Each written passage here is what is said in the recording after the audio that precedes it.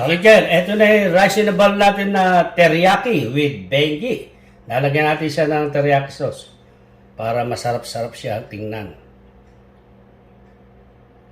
At saka itong Benji natin. Oh.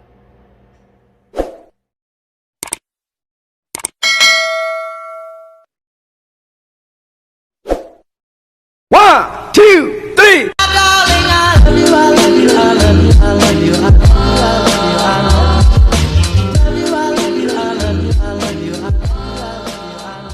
Hi ka-kitchen! Sa magandang araw sa inyong lahat dyan! Welcome back to Andrew's Kitchen! Matagal-tagal tayong hindi nagkita ngayong araw na ito. Isang masarap na recipe na naman ang ating gagawin.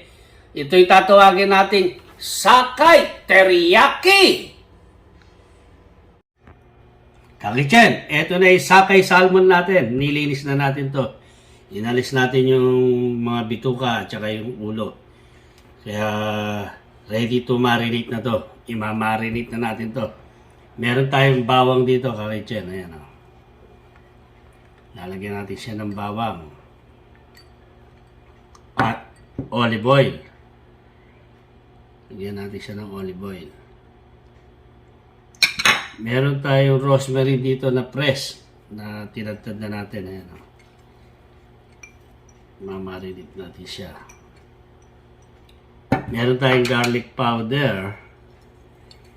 Yan. At pepper. At salt natin, kakitya. Salt natin. Oh. Lagyan natin yan. Mga 2 teaspoon. Mamarinate natin siya ngayon sa herbs.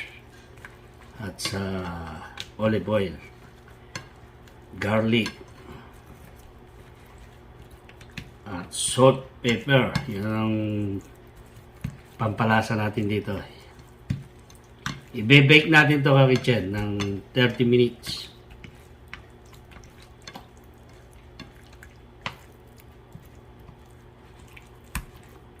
Napakasarap na itong Sakay Salmon Teriyaki natin.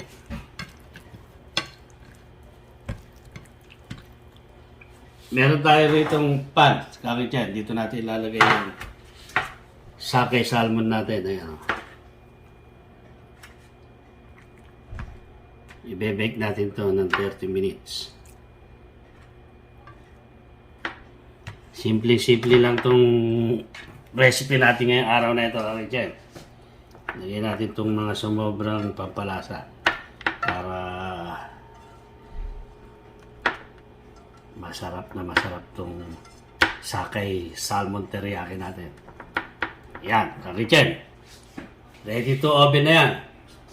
Kakityan, nag-preheat tayo ng oven na 400 Fahrenheit. 30 minutes ang remaining time natin. Ilalagay na natin tong salmon natin. Ayan o. Bebake natin siya ng 30 minutes. Naka-preheat tayo ng 400 Fahrenheit. 30 minutes natin i-bake.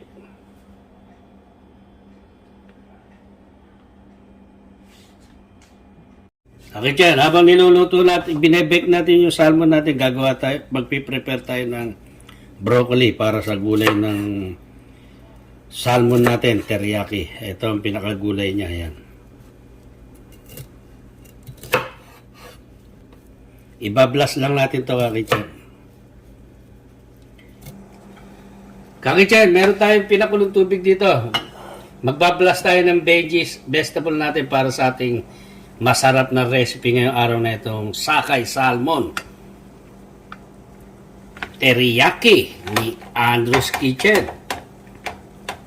Ibablas lang natin ito, kakityan, itong beans.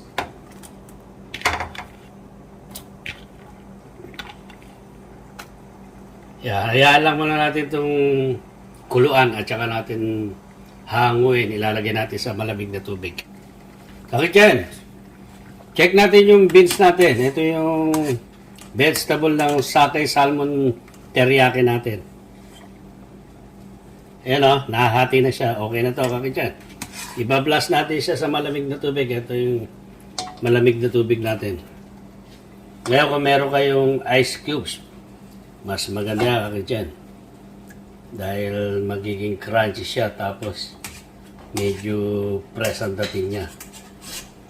Wala tayong ice cubes. Pwede na rin itong malamig na tubig. Susunod natin i-blast yung broccoli natin. Ito yung broccoli natin kaki dyan. Oh. Iba-blast lang natin yan. Hindi natin siya lulusakin kaki dyan.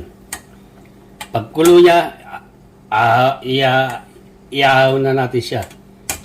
Ite-take out na natin yung broccoli natin. Bakit yan? Hanguin na natin itong broccoli natin. Ayan o.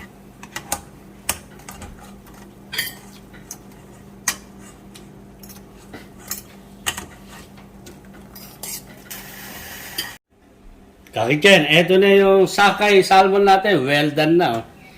Yan. Okay. Alisin na natin sa oven.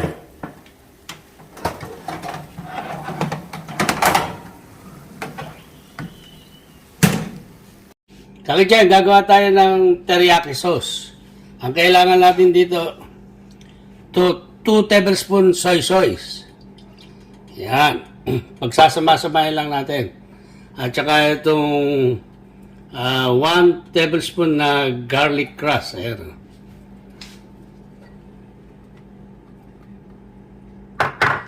At saka itong 1 tablespoon pepper na yun. Nasa inyo kung gusto nyo na mangang kaki dyan.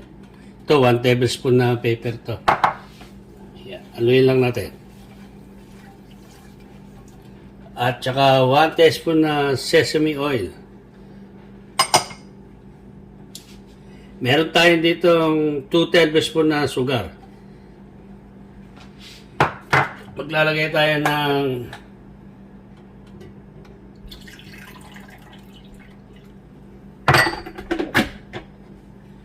half cup na water. Yan. Mix lang natin kaki dyan.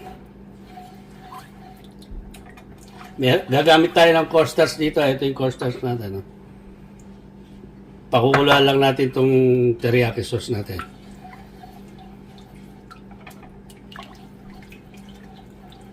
Kaki dyan, ito na yung teriyaki sauce natin. Mayroon tayong cornstarch dito na nilagyan natin ng konting tubig. Kinaukaw natin. Papalaputin natin itong teriyaki sauce natin. Konti lang muna ilalagay natin kaki dyan. Yan. At saka na lang tayo mag-a-adjust pagka kulang pa siya sa lapot.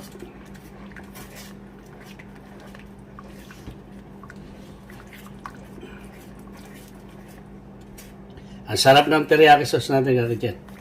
Promise. Lagyan pa natin konti.